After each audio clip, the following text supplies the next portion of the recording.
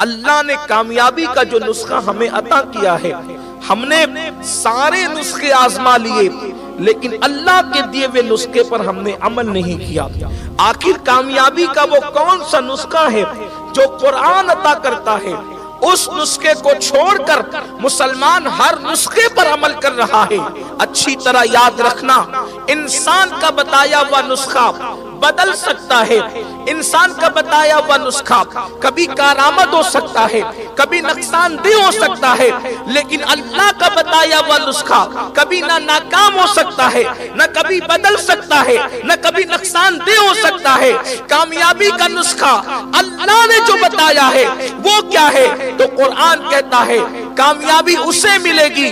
कुरान कहता है पहली कंडीशन ये है, पहली शर्त ये है, फल्लदीना आमनू बिही, जो ईमान लाए। यानी कुरान कहता है कामयाबी का पहला जीना ईमान है। और ईमान क्या है? ईमान किसे कहते हैं? ईमान कहते हैं मुस्तफा जान रहमत सल्लल्लाहु अलैहि वआलिहि वसल्लम जो लेकर आए उसको मान। यानी बअल्फाज दिगर यूं कहें कि हुजूर को मान लो, अल्लाह के रसूल को मान लो, मुस्तफा जान रहमत को मान लो। ये कामयाबी का पहला जीना है, उन्हें मानो। जब तक उनको नहीं मानोगे उस वक्त तक के कामयाब नहीं हो सकते। पहला जीना है। आप कहेंगे ये गुफ्तगू आप मुसलमानों से कर रहे हैं कि अल्लाह के रसूल को मान लो, क्या हम उन्हें नहीं मानते? बात इतनी है, याद रखना, मानते तो आप अपनी अम्मी को भी है, मानते तो आप अपने अब्बू को भी है, मानते तो आप अपने चचा को भी है, मानते तो आप अपने खाला को भी, अपने बहन भाई को भी है, रिश्तेदारों को भी तो आप मानते हैं। लेकिन औरों की तरह इन्हें मत मानो, बल्कि इन्हें ऐसा मानो कि ऐसा किसी को नहीं माना, ऐसा इनको मानो। सुभान अल्लाह। आजकल अल्लाह के रसूल अलैहिस्सलाम का लोग कलेमा भी पढ़ते हैं, लेकिन हुजूर को वैसा नहीं मानते जैसा अल्लाह ने मानने का हुक्म दिया। ऐसा नहीं मानते जैसे कुरान ने मानने का हुक्म दिया है। देखो उनकी तरह कोई नहीं, इसलिए उनको किसी की तरह न समझो। उसके बाद औरों से इख्तिलाफ करने से आदमी गुनहगार होता है, लेकिन मुस्तफा जान रहमत से इख्तिलाफ का सोच ले तो भी उसका ईमान खतरे में पड़ जाता है। आप देखें सहाबे किराम उनको कैसा मानते थे, वैसे मानो।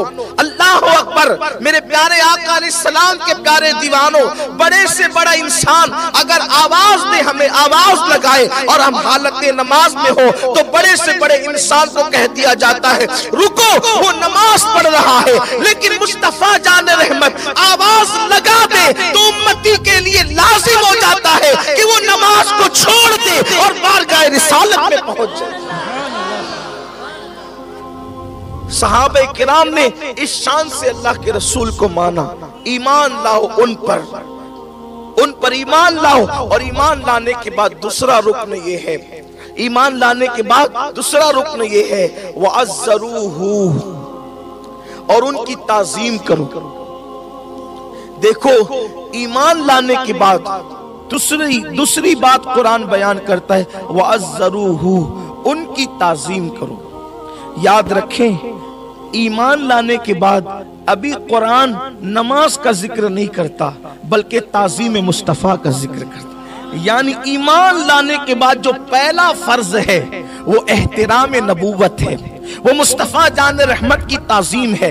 लेकिन हमने तो तरतीबें उलट करके रख दी है, इसीलिए मुसलमान नाकाम हो रहा है। नमाज की अहमियत अपनी जगह है, नमाज अफजलुल इबादात है, नमाज अहमुल फराइद है। लेकिन मेरे प्यारे आका सल्लल्लाहु अलैहि वसल्लम के प्यारे दीवानों, अल्लाह का कुरान ईमान लाने के बाद जो पहला फर्ज बयान करता है वअज़्ज़रूहु, उनकी ताज़ीम करो। अच्छा कुरान ने क्या कहा? उनकी ताज़ीम करो। करो, मतलब वअज़्ज़रूहु कहा कुरान ने, यानी ताजीम नहीं बल्कि ताजीर। मतलब क्या है कि आम इंसानों की, लोगों की, मखलूक की एहतराम और ताजीम की हदें जहां टूट जाती है, वहां से मुस्तफा जान रहमत की ताजीम का आगाज होता है। यानी ताजीम माँ की तरह नहीं, ताजीम बाप की तरह नहीं, ताजीम बड़े भाई की तरह नहीं, बल्कि मखलूक की ताजीम की हदें जहां टूट जाए, वहां से महबूब की ताजीम का आगाज होता है। इनकी ताजीम कैसे करूं? जैसे सहाबा ताजीम करते हैं।